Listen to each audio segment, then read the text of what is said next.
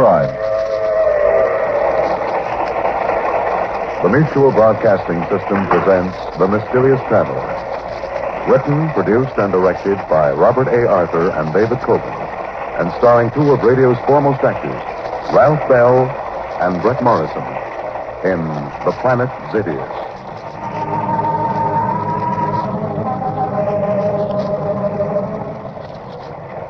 This is The Mysterious Traveler, inviting you to join me on another journey into the realm of the strange and the terrifying.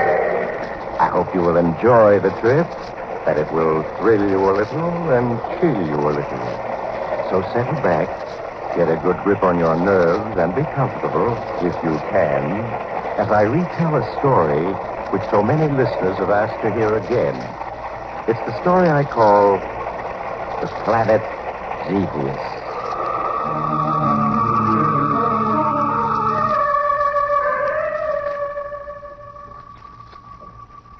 Our story begins in a large, darkened laboratory filled with intricate machinery and instruments. A half-dozen engineers are seated before control panels which run the length of the laboratory, while two small, slender men stand in the middle of the room looking up at a large screen. A screen which reveals the celestial heavens to them. The two men follow closely, anxiously, the movement of a pinpoint light across the screen. Signal's coming in much stronger, Commander. Yes. The ship is approaching the stratosphere. I think that this time we've succeeded. Let's hope it all goes well in the landing. Yes, we've waited so long for success. Pay close attention to the controls, men. The IPX-4 will soon enter the stratosphere. Prepare to land it. Pardon me, Commander Destro. Yes, what is it? My name is Vidray. I've been assigned by the Scientific Council to act as historian for the work you're engaged in. I see. Well, you come at a most momentous time, Vidray. If you look at the screen above us, you will see history in the making. Oh, allow me to introduce Professor Capaccio, our chief scientist. How do you do, sir? I'm happy to meet you. You were saying, Commander, that history was being made this very moment? Yes. You see that small pinpoint of light on the tetro screen? Pinpoint of light? Oh, yes, I see it. That is the IPX-4, Interplanet Experimental Ship number 4. This year will go down in history as an epoch-making year. You mean that you've actually succeeded? Excuse me. The IPX-4's entered the stratosphere. Attention, Master Control. Prepare to land the IPX-4. Switch on retarding jet number 1. Switch on retarding jet number 1. Switch on retarding jet number 2. Switch on retarding jet number 2. Instrument reading. Speed, 1,200 miles per hour. Altitude, 60,000 feet. 900, 40,000. 700, 30,000. 500, 20,000. 300, 10,000. Speed, 100 miles per hour. Altitude, 2,000 feet. Signal base crew to stand by. Base crew signal to stand by. Instrument reading. Hovering 500 feet. 300. 100. Flight completed. The IPX-4 has landed, gentlemen. And with it, a new era has begun. An era in which we shall travel through the entire solar system to other planets. You finally succeeded. Yes. And the crew, they came through without any injuries or ill effects? The entire flight was controlled by us from this laboratory. The only crew we had on that ship were animals. The animals are alive and well. The flight vision screen aboard the ship permitted us to see and hear them every moment of the flight. Now there remains but the final step. A flight with human beings as the crew? Yes. We shall start to prepare for it immediately.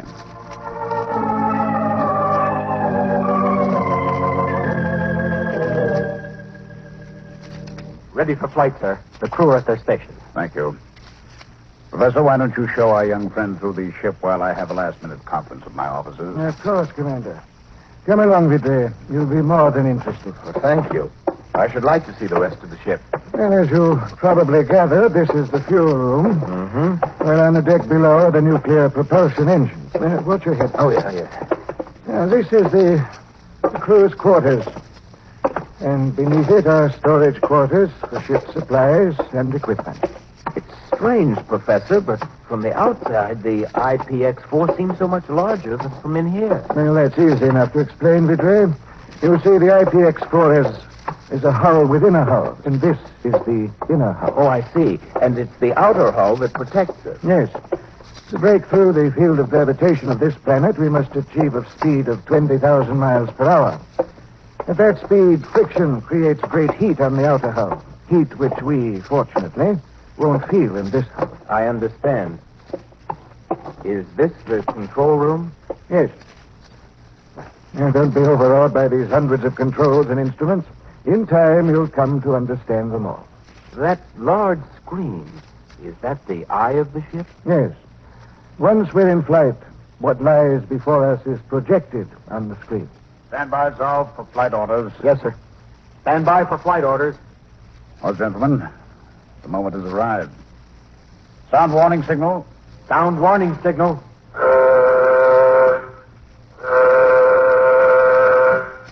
Switch on flight vision screen. Switch on flight vision screen. Establish contact with base. Establish contact with base. Cut in nuclear jet number 1. Cut in nuclear jet number 1. We're taking off, Vidre. Cut in nuclear jet number 2. Cut in nuclear jet number 2.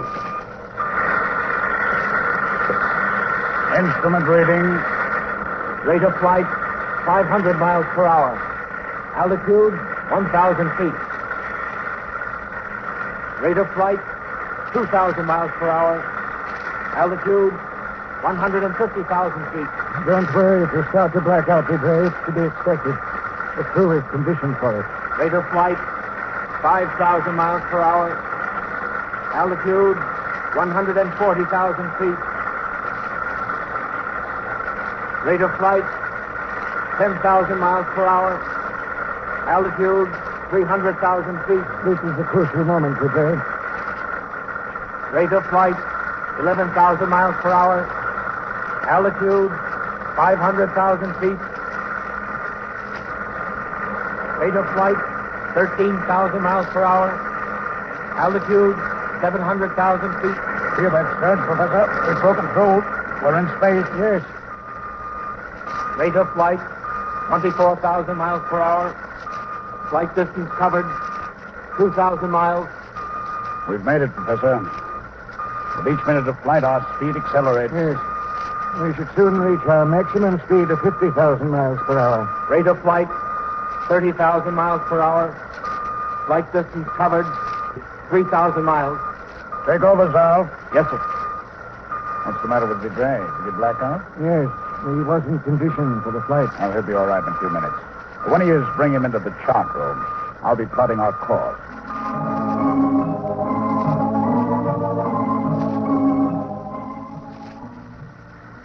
Come in, Vidre, Professor. How do you feel, Vidre? I'm all right now, sir. Have a seat. Thank you. I've just been plotting our course to the planet Zevius.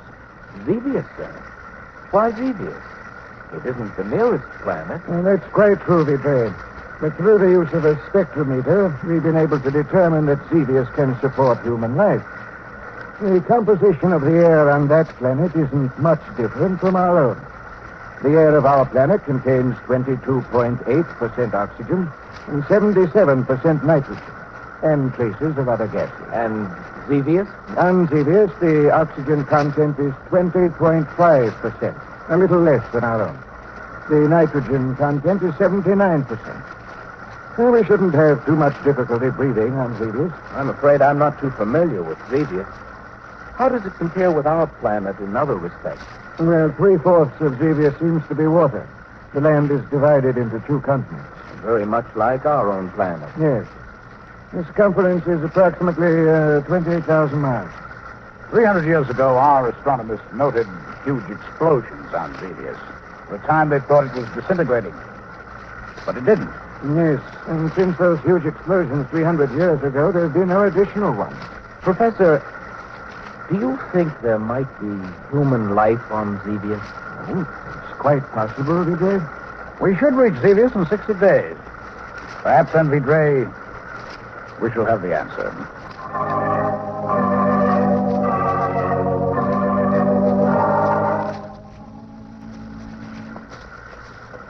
Stand by to land on Zevius.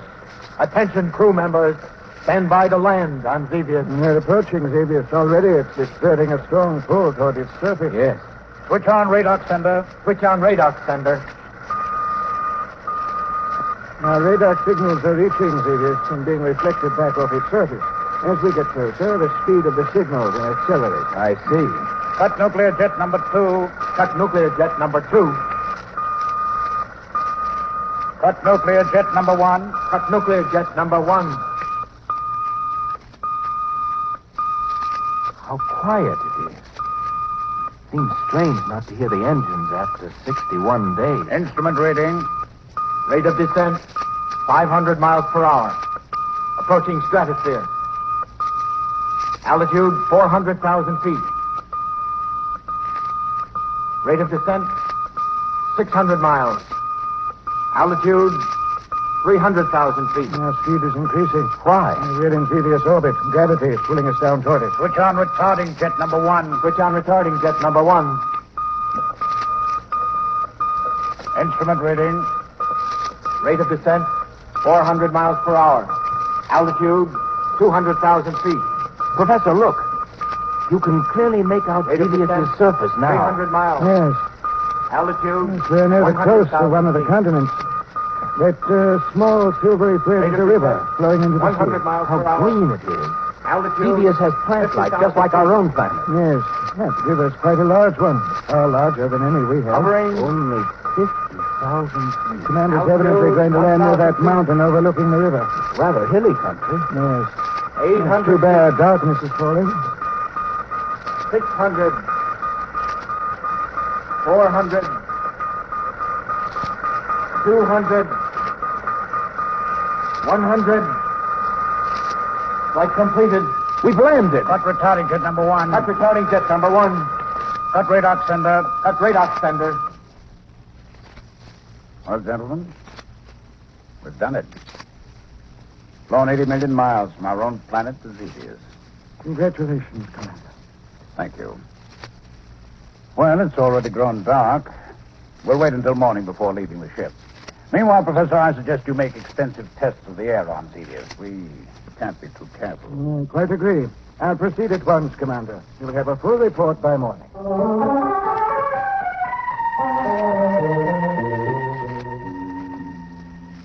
Good morning, Professor. Good morning. Good morning, sir. Well, I've made a thorough analysis of the air, Commander, and it substantiates our earlier findings. In other words, we can live out there. Yes. Well, we may find ourselves a little short of breath now and then due to less oxygen than we're used to. It's perfectly safe. Good. I'll give orders to have the nuclear copter assembled for flight. The three of us will make an exploratory trip over this area. Be prepared to leave in exactly 1 hour.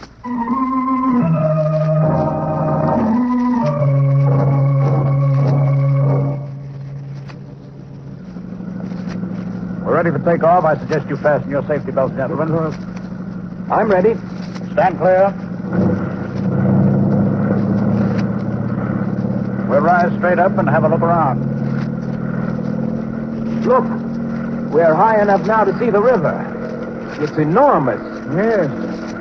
I should estimate it to be at least, a mile in width. Seems to flow into that bay and then out to sea. Professor, look. To your left, across the river. What are you pointing to? All I see are trees and greenery. We'll wait till we rise a little higher. Yes. That greenery is growing on top of immense ruins. You see them, don't you, Commander? Yes, I think you're right, Vidre. Apparently it's an island. Yes, it is. Let's fly over and have a look. The island itself doesn't seem to be very large. Oh, yes, I see the ruins now. And they're barely discernible under the growth of trees and grass that covers it. Well, where are you going to land, Commander? We'll put down on that huge ruin directly ahead. From it, we'll have a good view of the entire island.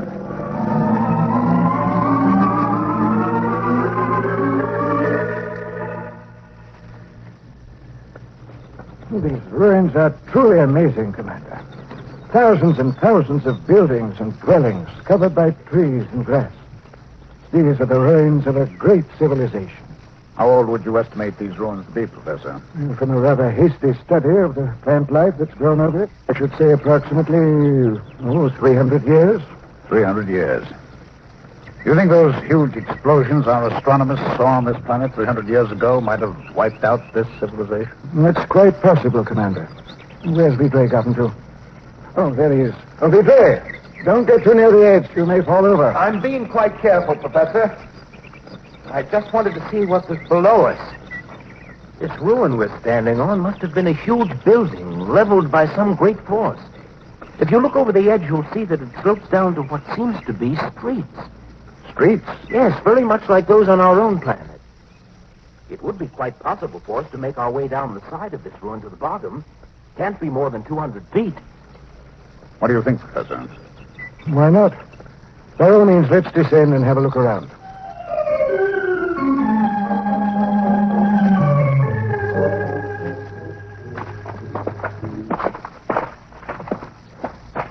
Well, we only have a few more feet. Well, watch your footing here. These rocks keep giving way beneath me. Yes. Should be quite easy to break a leg here. You all right, Professor? Yes, Commander. Well, here we are. Oh, it seems as though we've descended 1,000 feet instead of only 200. Yes. It's rather dark down here. Everything's in shadows. Yes, you were quite right, Vidre. Beneath this rubble we're standing on, there seems to be a paved street. Let's have a look around, shall we?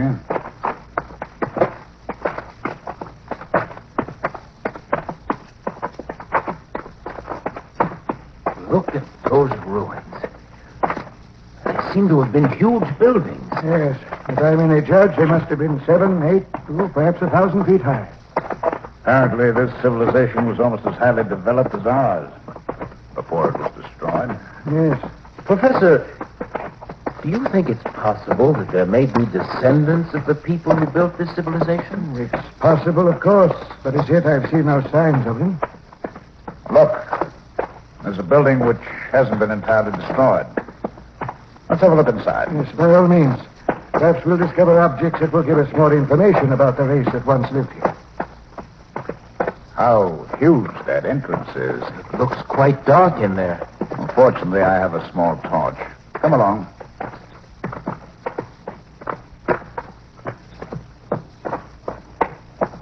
Look at the size of this chamber. Why, the ceiling is at least 40 feet high. Professor, this building must have been an institution, a library. Look at the thousands of books lying on the floor, simply rotting away. Yes, you're right. Look at this book, Professor. It's about twice the size of our own. Yes. It's too bad it's been exposed to the elements. Pages are yellow. The printing is all but faded. Here's another one on the floor. It's a much larger book and bound in some sort of animal skin. Let me see it. Yes, this is in much better condition. We shall take it back to the ship, Vidre. See if one of our scientists can decipher the language it's printed in. Professor, would you come here for a minute? Oh, yes, of course. Look. These ashes on the floor. Looks like the remains of a fire. Yes, you're right. It appears to be only a few weeks old. A few weeks old? Then that means... Yes. There were survivors of the Holocaust that destroyed this civilization. Their descendants may be here, in these ruins, watching us. That's quite possible. However, we're armed. I wonder what they look like.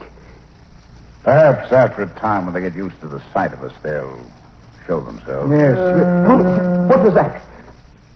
Sounds like a signal of some sort. Yes, you're right. I suggest we leave, Commander. Yes, come along.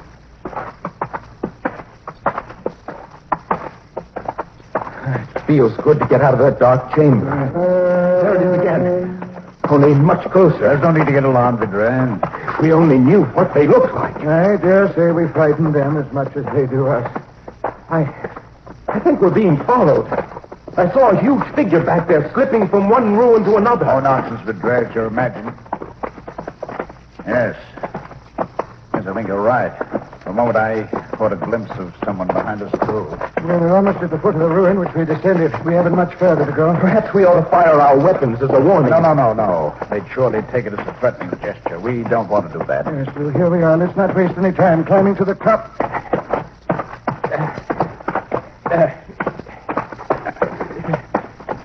Yes, they still seem to be following.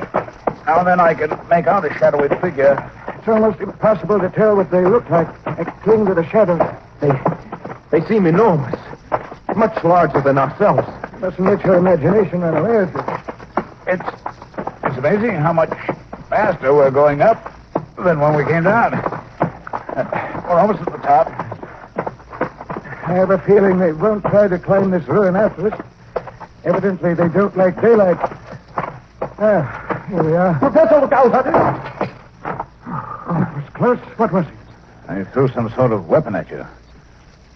Oh, it's nothing but a long, round pole with a sharp piece of metal on the end. It's a spear. We have them in our museums. It's the weapon of a primitive tribe. Then they must be little more than savages. Yes. And I don't think they'll come after us, but I suggest we take off and return to the ship.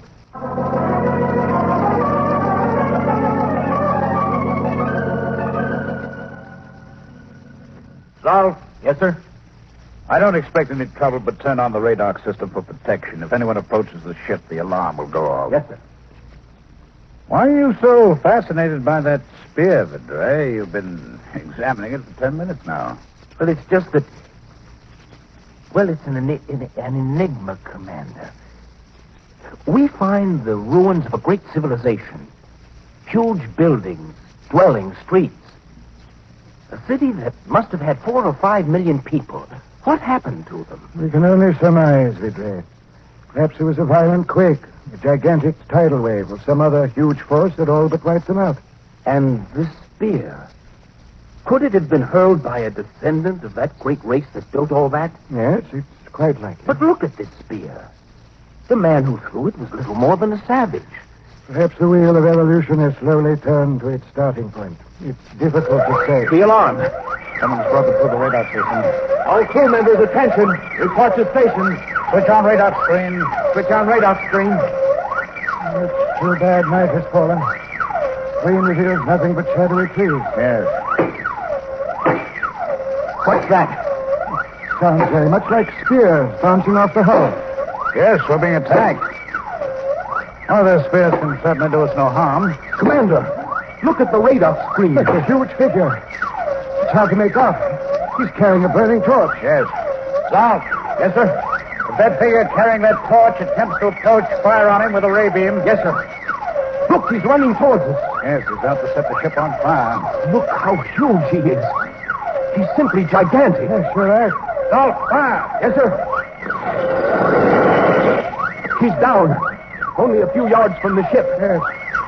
He doesn't seem to be dead. I can see him moving. Burst from a ray beam would have killed any of us. It only seems to have wounded him. Zal. Yes, sir? Order a party of 6 men to go out and bring that monster in here. Yes, sir, at once.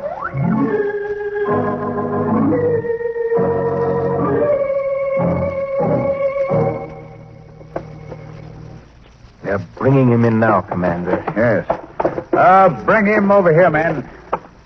He's much too big for the bed. All right, lie him down on the floor. Good. That's it. He's dying. I'm afraid there's nothing we can do for him. He's trying to say something.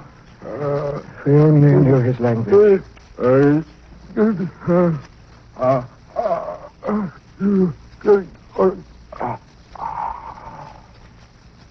Professor. He's dead. Too bad. Sorry we had to fire on him.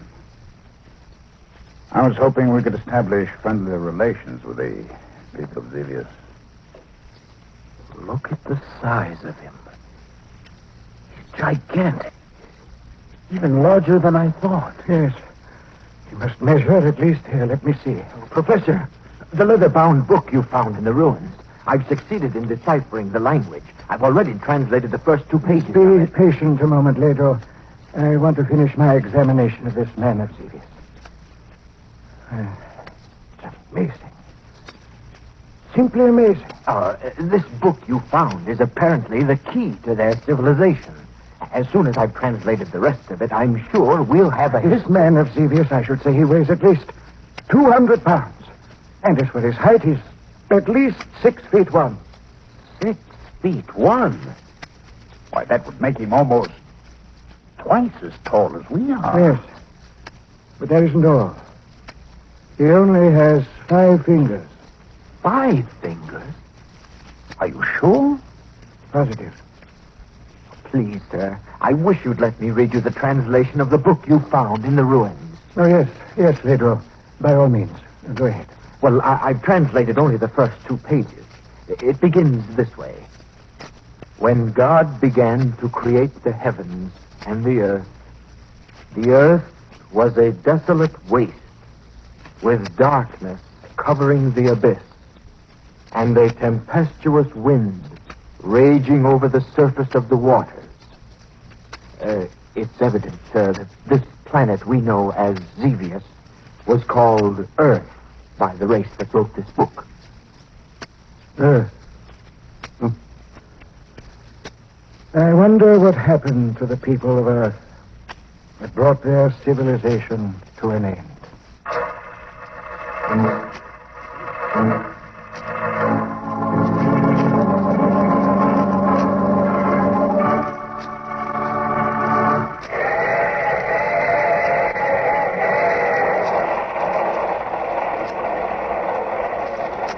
This is the mysterious traveler again. Did you enjoy our little visit to the planet Zevius, or better known to us as Earth? What's that, madam? You don't like the thought of civilization being destroyed? Well, fortunately, it doesn't have to happen. Not if we don't want it to. Oh, by the way, all names of characters in this story were fictitious, and any resemblance to the names of actual persons is strictly out of this world. And, oh, you have to get off here. I'm sorry. But I'm sure we'll meet again. I take this same train every week at this same time.